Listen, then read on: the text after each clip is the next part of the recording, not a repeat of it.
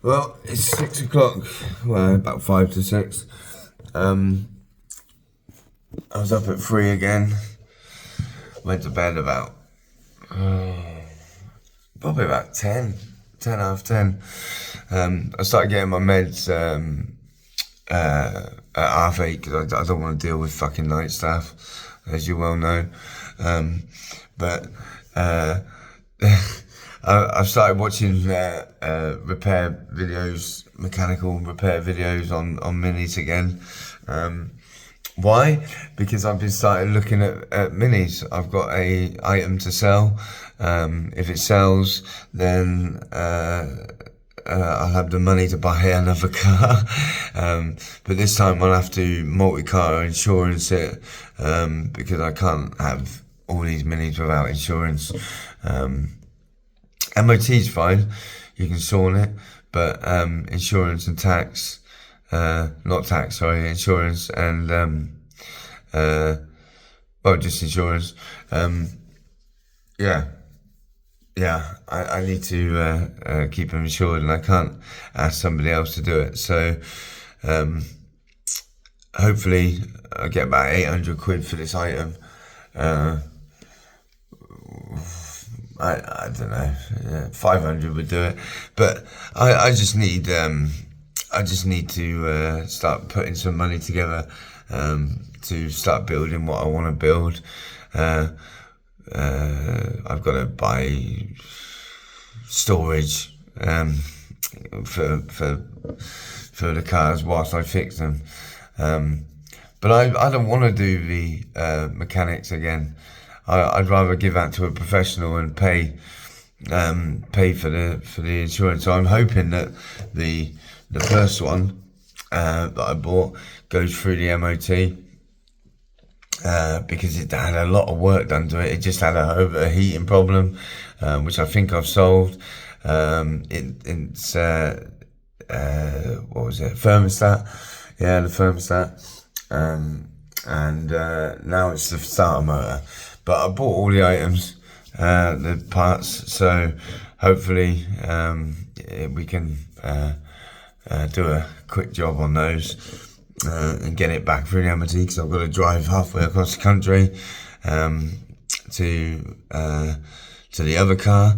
But it's taken 4 days or 5 days for it to be delivered. Now, you got to think this is just before Christmas, so I'm really pushing it with the timing.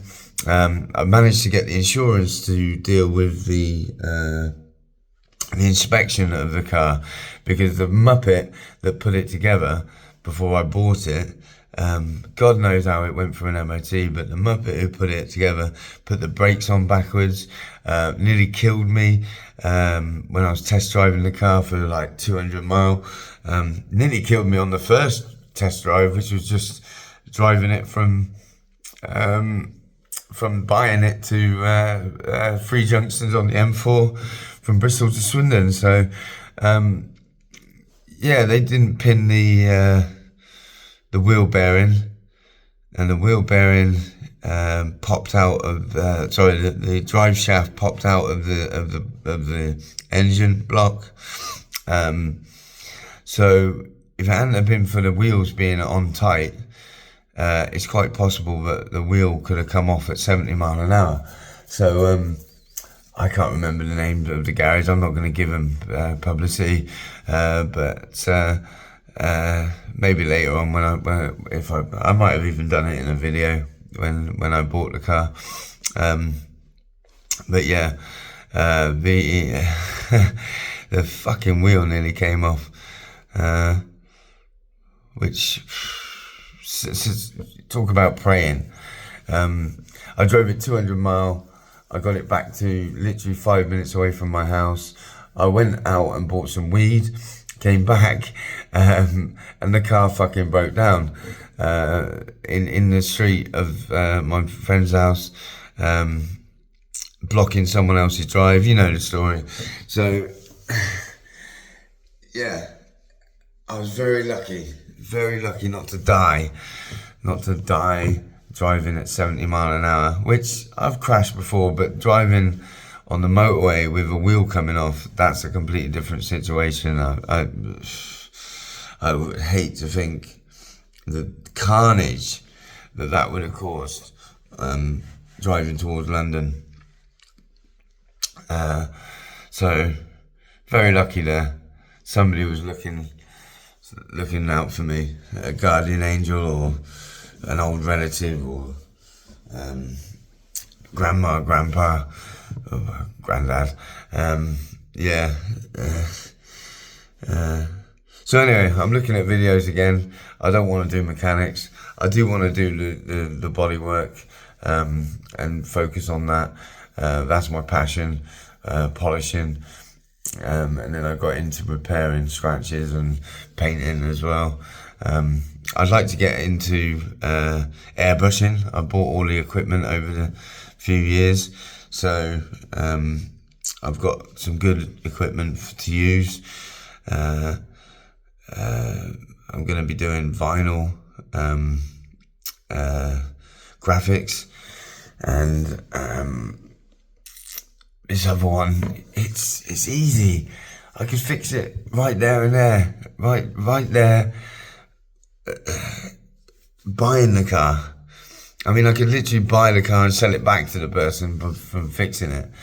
But I went through that mistake with the overheating problem, and even though I got it back to a working standard by putting oil in the car and water and coolant, I drove it back to the area, and that's where this whole journey began in the last few months. So I don't want to do that, but I am going to fix it easily, because maybe they just don't know what they're doing. Maybe they just don't have the tools. Maybe it's a woman, and she's paid enough out for the car and just doesn't want it. But it's a good little car. It's a 2007, 2009, something like that.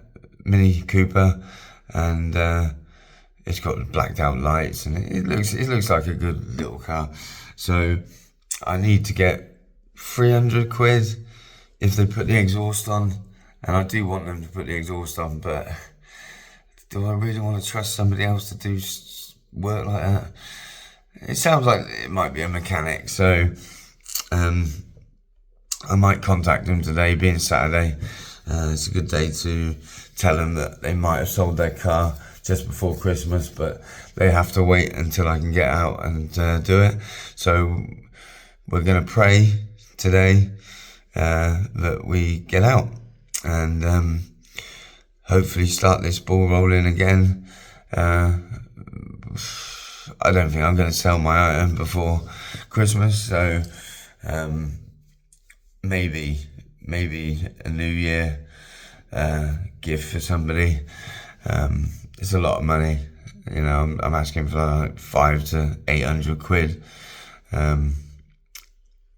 I couldn't give a shit what I get for it, as long as I get another car out of it and buy the tools, the parts that I need. Unfortunately, all my tools are now once again cross country at my parents', because they had to empty the car, and I don't want to take tools up to my flat because it's a pain in the ass. So we've taken them back to theirs. So I either buy more socket sets or whatever, or I go back to theirs and do the work, which would be more suitable because it is Christmas.